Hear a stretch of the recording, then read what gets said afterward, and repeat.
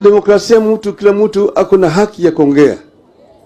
Sama ya ODM tuliamua kwamba sisi tutakuwa na uhusiano. Lakini kukuwa na uhusiano sio kusema ya kwamba sisi yote tumeingia kwa serikali. Kwa mfano mnajua kule Amerikani serikali iko sasa ni ya Republican. Now they have a Republican government.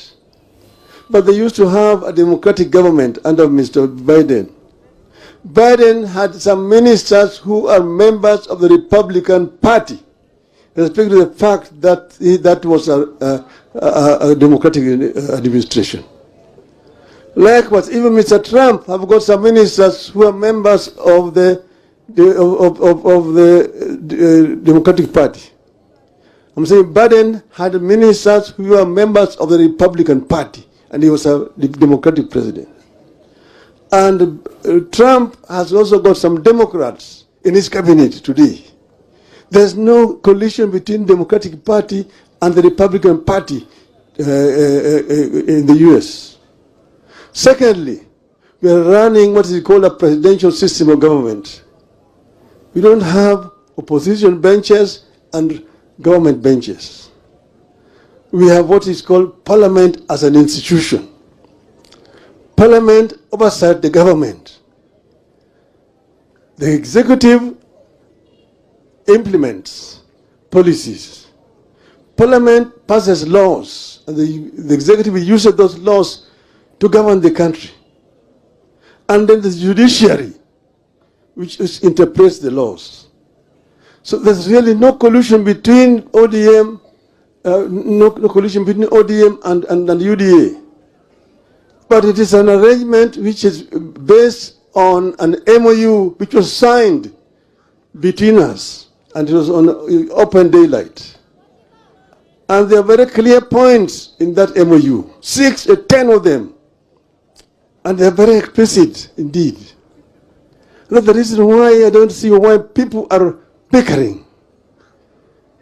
When Mr. James Orengo talks, he's talking on the basis of an MOU between ODM and UDA.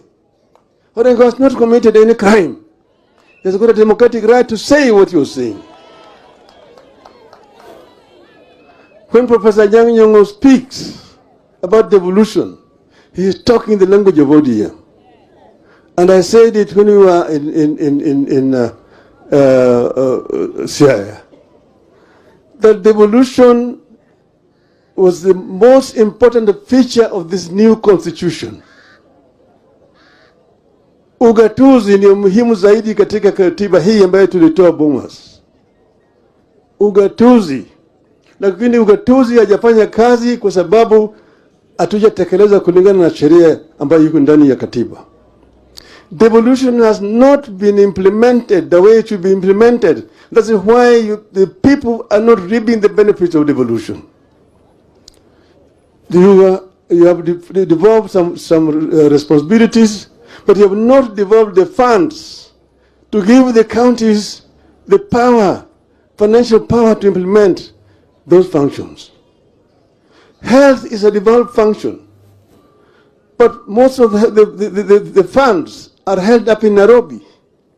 Where should the national government be holding over 100 billion shillings? Yet the health function is devolved. That is not should not be the case. The other issue is the issue of infrastructure, roads. I said that I am the one who actually informed Kura, Kera, and Kenha. But that was during the unitary system of government. Now in a devolved system of government, you don't need Kura and Kera. Why should the national government be having roads in Homa Bay? Why should they be having roads? So the national government should only be responsible for international highways, national highways, and the trunk roads. But all these feeder roads within the counties should be the responsibility of the county government. Devolve funds and give those funds to the governors. Then they will be able to implement the program. Why should the national government be having roads in Kisumu town, city? Why should they be having roads in Mombasa City? You go to Mombasa City, many roads are not county government roads. Nairobi City itself, there are so many roads which the Nairobi county government is not allowed to touch. Why should Kera be having roads in Nairobi City or Kura? These are issues which we need to discuss openly. Devolution is not working.